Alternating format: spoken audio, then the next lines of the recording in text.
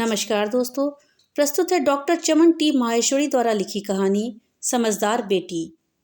अनन्या, क्या हुआ? रोमा ने अनन्या का अचानक चिंतित चेहरा देखकर पूछा।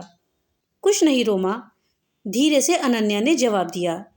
अनन्या व उसकी सहेलियां रोमा की जन्मदिन की पार्टी में होटल में आई थीं। वहीं अनन्या ने अपने पापा को एक खूबसूरत महिला के साथ देखा। उन दोनों के आपसी व्यवहार को देखकर उसे महसूस हुआ कि वो महिला उसके पापा के बहुत ही करीब है। होटल में हल्की रोशनी और उसकी बहुत सारी सहेलियों की भीड़ होने के कारण उसके पापा उसे नहीं देख पाए। पार्टी चल रही थी, पर हमेशा पार्टी में चहकने वाली अनन्या का मन पार्टी में नहीं लग रहा था। उसे अपने पापा पर बहुत गुस्सा आ रहा था और मम्मी पर दया भी आ रही थी। पहले उसे लगा था कि शायद यह भ्रम है, पर इन दिनों वो पापा के व्यवहार और दिनचर्या में काफी बदलाव देख रही थी। अब वे घर देरी से आते और पहले जैसे खींचते या झुंझलाते भी नहीं थे। कहीं इसका कारण ये महिला तो नहीं? अनन्या को अपने पापा पर बहुत गुस्सा आ रहा था। उसने मन ही मन ठान लिया था कि वो अब पापा से बात नहीं करेगी, लेकिन साथ ही उसे इस बात का भी डर लग रहा था कि मम्मी को पता चलेगा तो मम्मी की हालत कैसी हो जाएगी। मम्मी पापा में दूरियां बढ़ जाएंगी। कहीं पापा ने उस स्त्री के साथ शादी कर ली तो वो उन्हें छोड़ ही देंगे। वे लोगों के सामने बेचारे बच जाएंगे। सोचते सोचते उसे चक्कर सा आने लगा। पार्टी के खत्म होते ही वो सीधे घर गई और कमरे में जाकर सो गई। मम्मी ने 2-3 बार पूछा भी कि क्या हुआ, पर वह मम्मी को यह सब कैसे बताती। शाम को पापा के आने की आवाज आई। रीमा, चाय बना दो, मैं थक गया हूँ, आज ऑफिस में बहुत काम था। पापा का सफेद झूठ सुनकर उसे इतना गुस्सा आया कि वह सीधे बैठक में जाकर मम्मी को असलियत बता दे। पर कहीं कुछ उल्टा हो गया तो? मम्मी पापा के बीच जोरदार झगड़ा हो गया और बात बिगड़ गई तो? पूरी रात वो सो नहीं पाई। दूसरे दिन पापा के ऑफिस जाने के बाद ही वह कमरे से बाहर आई। रोज की तरह मम्मी फोन पर मशगूल थी। सामने शायद मौसी थी। आधे घंटे के बाद फोन रखकर पूछा कि क्या बात है।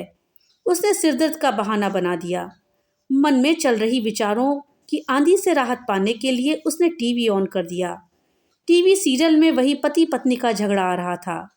यूं उसे यह सब देखना पसंद नहीं था, पर आज उसने चैनल नहीं बदला। मैंने तुम्हारे परिवार के लिए अपने आप को पूरी तरह से भुला दिया और तुम बाहर गुरछल्ले उड़ा रहे हो।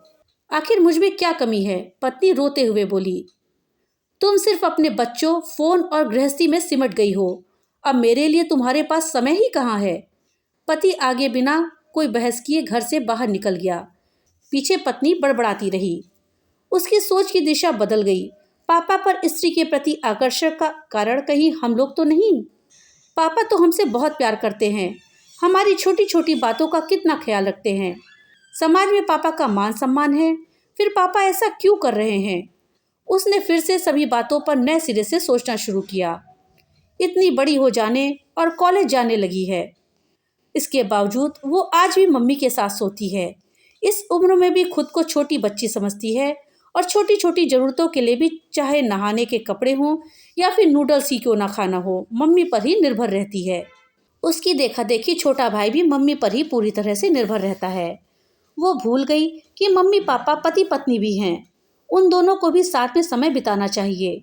उसे याद नहीं है कि कब मम्मी पापा अंतिम बार अकेले फिल्म या होटल गए हों। यहाँ तक कि दोनों की शादी की सालगिरह पर भी वे बच्चों के साथ ही होटल जाते थे। मम्मी तो पूरी तरह से हाउसवाइफ और केवल मम्मी बनकर रह गई हैं। ऊपर से मम्मी को कितने ही फोन भी आते रहते हैं। यहाँ तक कि रविवार और छुट्टी के दिन भी फोन आने का सिलसिला जारी रहता है।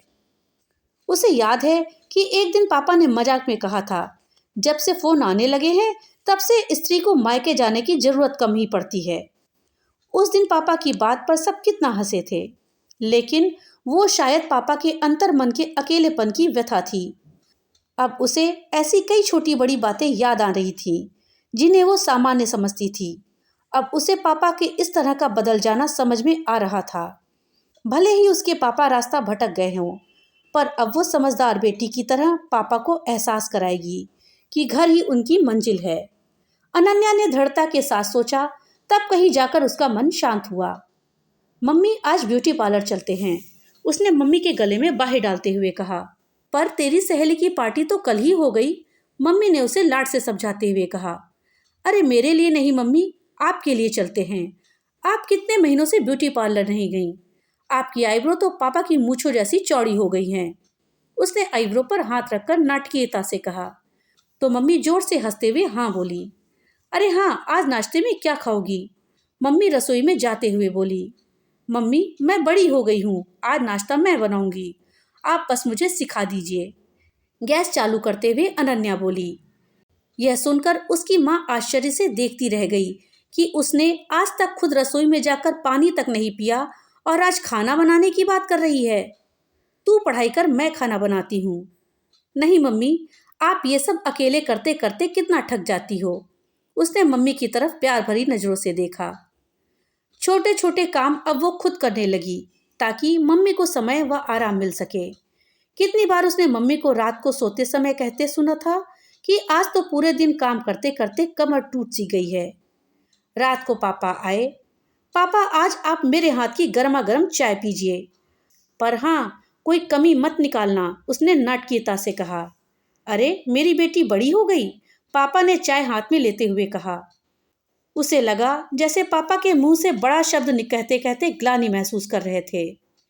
रात को सोते समय उसने मम्मी से कहा, मम्मी आज मुझे कॉलेज का प्रोजेक्ट करना है, काफ़ी देर हो जाएगी, मैं छोटू के रूम में पढ़ती हूँ। उसने सारी किताबें भाई के रूम में ले जाते हुए कहा।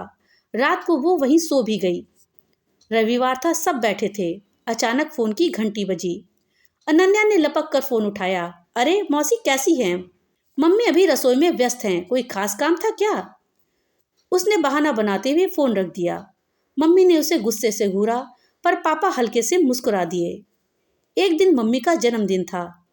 पापा ने शाम को होटल में डिनर का कार्यक्रम रखा। तय हुआ कि शाम को घर पर केक काटकर रात को होटल चलेंगे। केक काटने के बाद शाम को जाने का समय हो रहा था।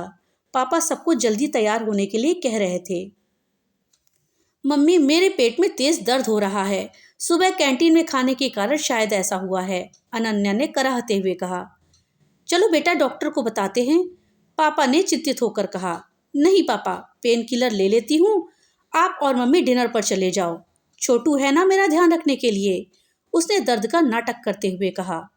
मम्मी पापा उसे छोड़कर जाने को तैयार ही नहीं हो रहे थे, पर उसने अपनी कसम देकर दोनों को भेज दिया। वे अनमने मन से गए। होटल पहुंचकर फ़ोन किया, बेटा तबीयत कैसी है? जवाब में अनन्या और छोटू जोर जोर से हंसने लगे। वे समझ गए बच्चों ने उन्हें अकेले भेजने के लिए ये नाटक किया। धीरे धीरे दोनों आपस में खुल गए। दोनों वर्षों बाद अकेले होटल गए थे। शादी के समय की पुरानी यादें ताज़ा हो उठी। कुछ दिन बाद सुबह बाथरूम में पापा फ़ोन पर हाँ हूँ कर रहे थे। सामने जैसे कोई महिला गुस्से में बोल रही थी। पापा ने सॉरी कहते हुए जल्दी से फ़ोन रख दिया। जब पापा बाथरूम से बाहर आए तो अनन्या ने भावुक स्वर में कहा, थैंक यू पापा। पापा ने अनन्या को प्यार से गले लगाते हुए कहा, मेरी समझदार बेटी।